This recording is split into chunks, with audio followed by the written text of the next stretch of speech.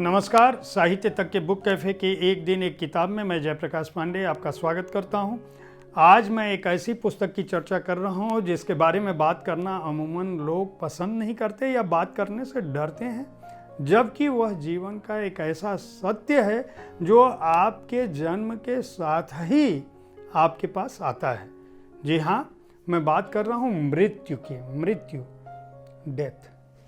मृत्यु जाने एक महायोगी से, यह इस पुस्तक का शीर्षक है। इसके लेखक हैं सद्गुरु।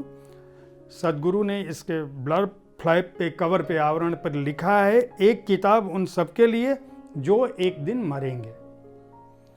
अंग्रेजी में इस किताब की 2 लाख से अधिक प्रतियां बिक चुकी हैं, ऐसा दावा इसके प्रकाशक ने किया है।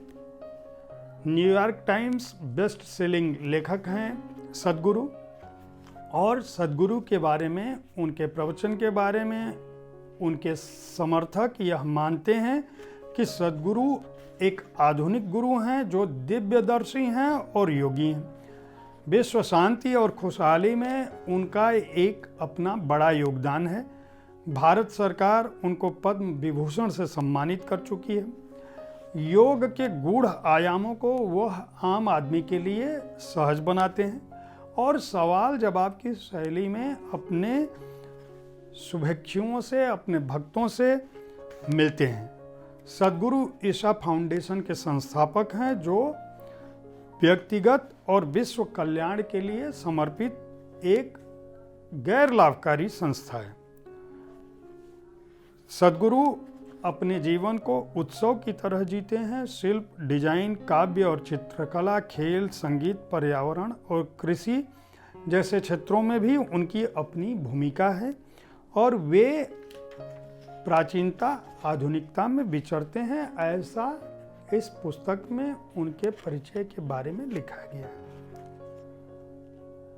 सद्गुरु ने महायोगी कहा है। जाहिर है कि वह मृत्यु की बात के बहाने जीवन की चर्चा कर रहे होते हैं। वह इस बात की चर्चा कर रहे हैं कि अगर आप पैदा हो तो मृत्यु तो होगी, लेकिन इस बीच का जीवन आपका कैसा है। अगर मृत्यु के भय से आप जीवन को जीना छोड़ देते हो तो क्या होगा? क्या आप मृत्यु से भाग सकते हो? अगर आप मृत्यु से डरते हो तो भी क्या मृत्यु आपको छोड़ देगी? इस पुस्तक की शुरुआत ही वे भूमिका में कहते हैं कि मृत्यु एक सदमा है या संभावना, और यह सदमा है या संभावना से वे अपनी बात शुरू करते हैं और कहते हैं कि जीवन और मृत्यु एक सांस में। इसका पहला भाग वे कहते हैं कि जब हम सांस लेते हैं तो हम जीवन की तरफ बढ़ रहे होते हैं, लेकिन उसके छोड़ते वक्त ही हम मृत्यु की तरफ एक पग बढ़ा चुके होते हैं। यहाँ पर वो विभिन्न अध्यायों में बताते हैं कि मृत्यु क्या है। उनका कहना है कि यह एक बुनियादी सवाल हो सकता है, लेकिन इस नश्वर प्रकृति में मृत्यु को जानने की चेष्टा, मृत्यु को आप हादसा मानते हो या वो सहज निमंत्रण है, जो मृत्यु की प्रक्रिया है वह किस रूप में चलती रहती है, हमें में ऐसा क्या है जिसके चलते हम मृत्यु को प्राप्त होते हैं। जीवन और मृत्यु को हमें समझना चाहिए, और पंच प्राण, मृत्यु के कितने चरण हैं, शरीर से मृत्यु कैसे प्राण निकलता है, इसके बारे में भी वह बताते हैं। वे यह भी बताने की कोशिश करते हैं कि मृत्यु की भी अपनी एक क्वालिटी होती है, उसका भी एक प्रकार होता है। मृत्यु को लेकर भविष्यवाणियाँ क्या हैं, किस तरह से नकारात्मक ऊर्जाएं आ जाती हैं और किस तरह से उनसे छुटकारा पाया जा सकता है।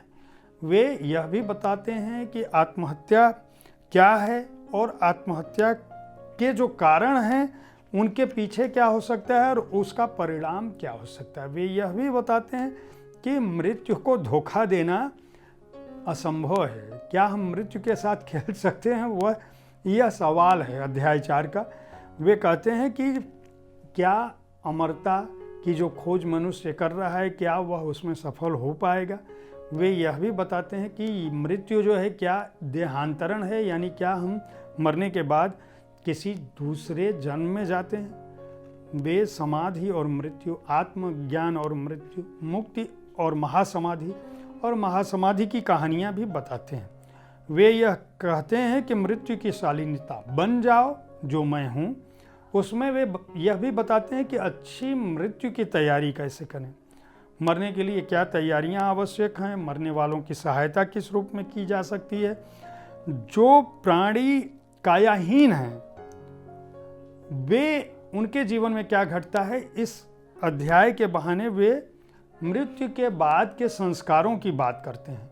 वे कहते हैं कि ऋणानुबंध क्या है, काल भैरव कर्म क्यों करते हैं, मृतक संस्कार के लिए प्रशिक्षण क्या है, शिशु जब मर जाता है तो क्या होता है, माता पिता का संतान से मरने के बाद कैसा संबंध होता है, पुण्यतिथि बरसी का क्या महत्व होता है, पूर्वजों की पूजा क्यों करते हैं और स्वर्ग नरक का गमन क्यों होता है।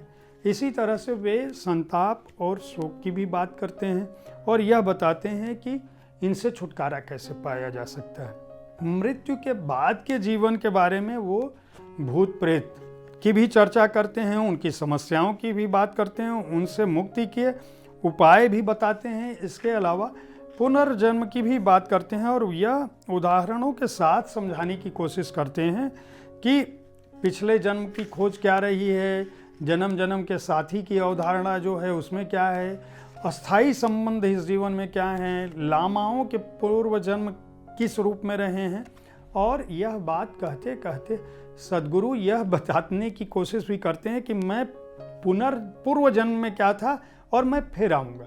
वे यह भी बताते हैं कि उनके शिष्य जब हिमालय पर एक बार ये हिमालय की यात्रा पर थे तो आगे बढ़ गए और वहाँ उन्हें एक स्त्री मिली और उन्होंने पूछा कि तुम लोग कहाँ से आए हो। वो बोले मैं अपने गुरु के साथ आए हूँ। पूछा नाम क्या है, इन्होंने कहा सद्गुरु।